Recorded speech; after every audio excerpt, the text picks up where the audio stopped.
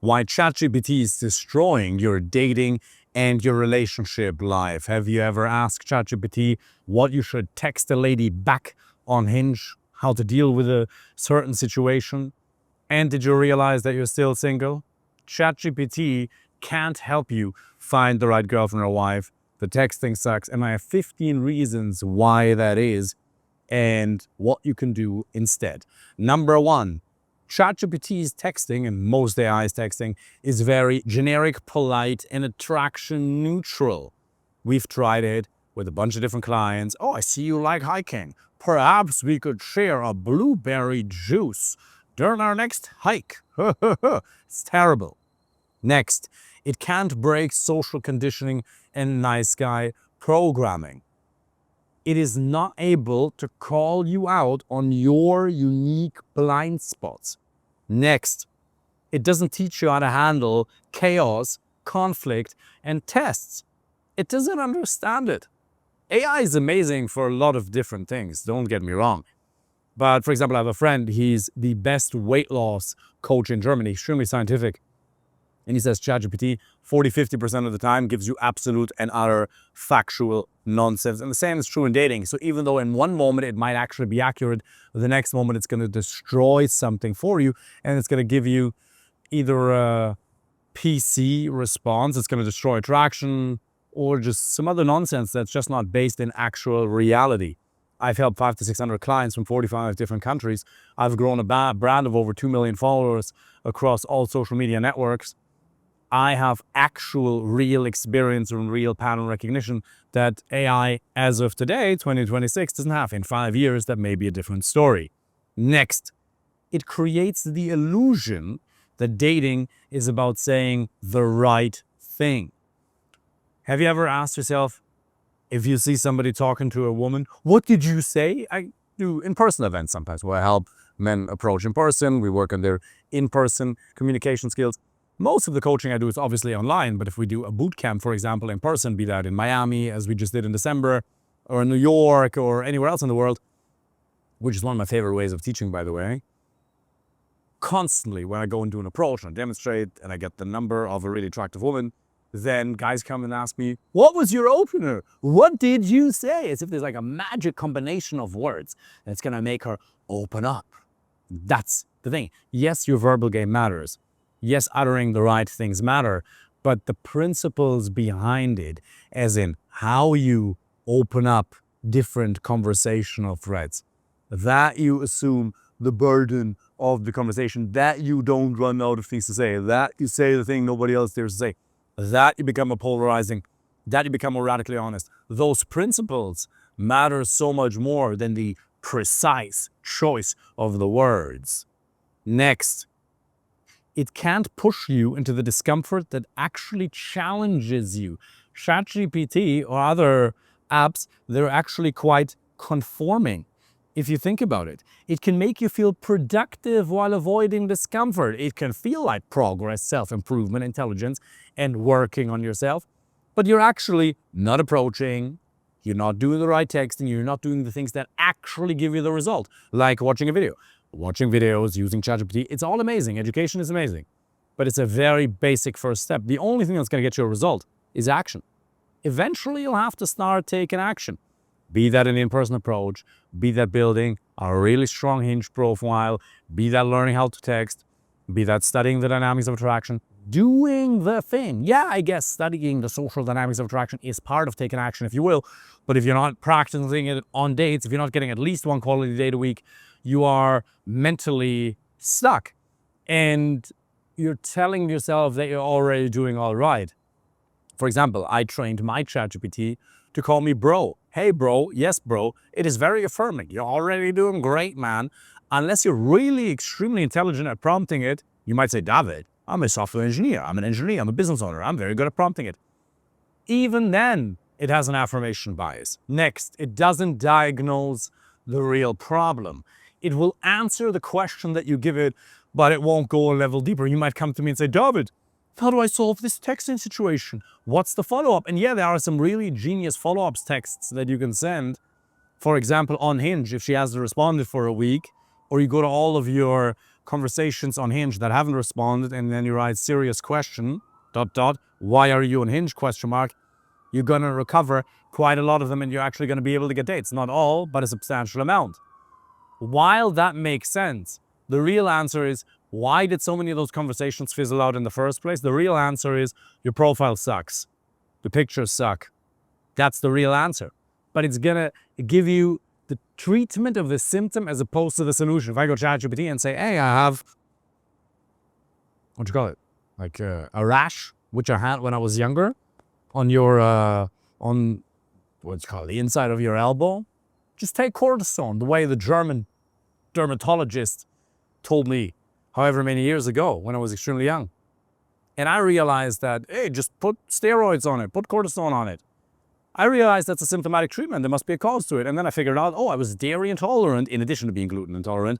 Cut out dairy, all my skin problems disappeared. Next, it can't really hold you accountable because you don't respect it. You don't respect ChatGPT.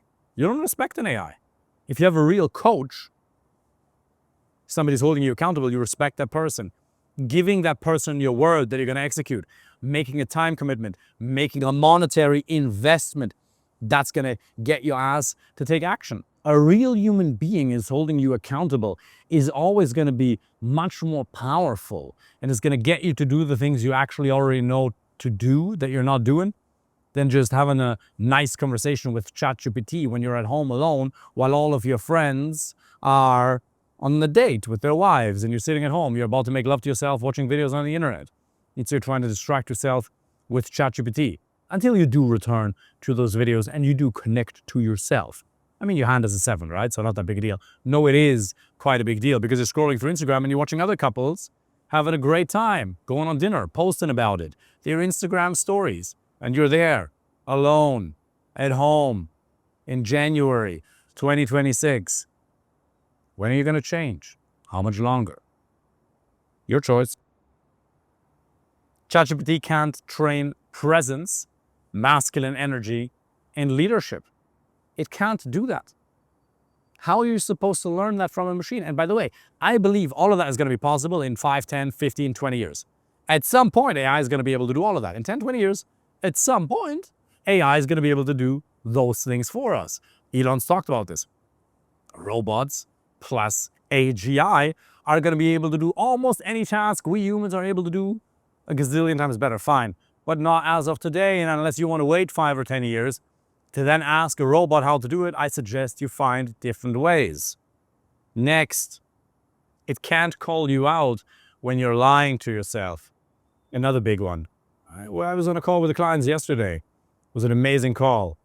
Business owner from New York, finance guy in London, finance guy in Austin, AI guy, business owner in Australia, another engineer. Like really high level, cool guys. One guy, surgeon, I believe, dentist. And I'm calling them out. I'm quite lovingly harsh. I would say I have a really good balance of giving a lot of love. Like I really invest. Like I go to the end of the world for these guys. The amount of times I've been on date nights with Fernanda and I'm on calls with clients. Hey babe, I got to take this one. David, she's pregnant. How do I deal with that? David, she didn't respond to my hints message. I'm about to go on a date. Quick question here. This is what happened on the date. We really, me and my coaching team, go to the end of the world for the clients with a lot of love. But also, I call you out on your shit. I really do. And it's funny because there's a client testimonial from a guy called Leo, business owner in New Mexico. He, in his testimonial, says, David, you called me out on my shit, which is what nobody else does. Because if you're in a high position, either at work or especially as a business owner, nobody calls you out. Nobody talks to you the way I talk to you. It's true. And I'm not doing that for ego reasons. But the truth is what sets you free. So if this picture sucks on Hinge, I'm going to tell you to do that. I'm going to tell you to change it. If your approach on the date sucked, if your texting sucks, I had a conversation with one of the clients earlier. We were on a call with a couple of clients, and I called them out. I said, that is a special level of autistic texting here. It's hilarious. Everybody's laughing. Everybody's having a great time. And it's not to make fun of that person. Yes, it is. In a loving way. It's a little bit of positive masculine bullying, right? From a place of love. And then obviously you get the tactical feedback to obviously improve it, right? But you need to be called out on your nonsense, on the lies you've been telling yourself, on the limiting beliefs, on the story that you've told yourself that has been holding you back. Next, it defaults, all these AIs, Grok, ChatGPT, Grok a little bit less, but still, it does default to safe, generic, and inoffensive advice. And while that's nice for your ego to get a little bit of comfort, you're already doing good, John. You're already great. Look, you got a good job. Don't stress yourself. The right one will come. It'll feel good in the moment, but it's actually extremely dangerous because it's going to rob you of the result long term. You have to understand that it's not okay to be alone. Is it okay? Of course, you can do whatever you want. You can stay alone for the next 5 to 10 years. You could. You can stay single for the next 5 or 10 years. It is your choice. You can do whatever you want.